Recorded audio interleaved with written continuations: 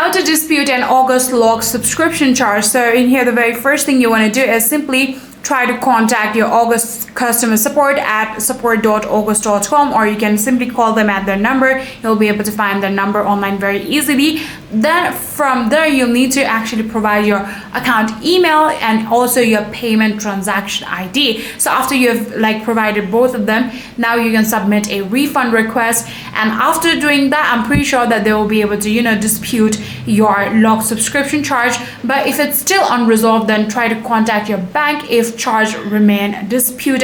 Then from there, you can actually file the dispute from directly your bank. I'm pretty sure that your bank will be able to help you out regarding this issue that you're facing of your dispute on the August log subscription charge. So yeah, that is it. If you guys do have any further queries, then please let me know in the comment section down below, or else that will be it for this video.